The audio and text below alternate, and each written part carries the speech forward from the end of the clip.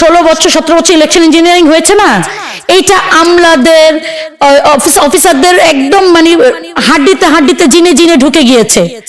So তারা মনে করছে ইলেকশন আসলে ইলেকশন ইঞ্জিনিয়ারিং হইতে হবে। এবং তাদের মধ্যে আরেকটা ব্যাপার আছে, সূর্যমুখী ইফেক্ট বলে এটাকে, মানে রোদ যেদিকে মুখটা সেদিকে। এখন রোদ হলো একটা বড় দলের দিকে আছে, সবাই না বললেও মুখটা ওদিকে ফিরিয়ে নিয়েছে। এবং সেখানে আমরা যেটা দেখতে পাচ্ছি, আপনারা যারা ইলেকশন নিউজ কভার করেন তারা যদি একটু খেয়াল করে দেখবেন, এই বড় দলের প্রার্থীদের সাথে দুটো করে ডামি প্রার্থী আছে। কেন ডামি প্রার্থী আছে? এইটা হলো তাদের একটা এজেন্ডা হলো 9টা এজেন্ট 1 ঘন্টা ইলেকশন ঠান্ডা। সেটা কিভাবে?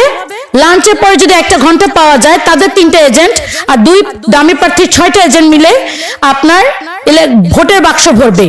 এইরকম মানে যে জিতবে, যার একটা আসনে বোঝা যাচ্ছে সার্ভেতে যে উনি জিতবে নর্মাল ওয়েতে, তারও এই কনফিডেন্সটা নাই যে উনি ফেয়ার ইলেকশন করবে, তিনিও এই রকম গেমের পার্ট হচ্ছেন। কেন হচ্ছেন? তাদেরকে এনকারেজ করা হচ্ছে। আরেকটা কেন হচ্ছেন? কারণ আমাদের ব্যর্থতা, আমরা গণ অভ্যুত্থানের পরে কোনো আমলা, কোনো অফিসার, কোনো এই সরকারি যারা গোয়েন্দা বিভাগে ছিল, যারা এই ফ্যাসিবাদকে এতদিন বাঁচতে সহায়তা করেছে, যারা এই ফ্যাসিবাদকে অক্সিজেন দিয়েছে, তাদের কাউকে আমরা সরাইতে পারি নাই। তো এই ফ্যাসিবাদে যারা আছে তারা চিন্তা কি করছে, আমি তো বড় চোর, ওরা যদি ছোট্ট একটু চুরি করাই দিতে পারি তাহলে আমি আর অত সমান চোর হয়ে যাব, তাহলে আমার আর ধরবে কি, আমার আর বিচার কে করবে, তাই তো? এইটাই চিন্তা করছে।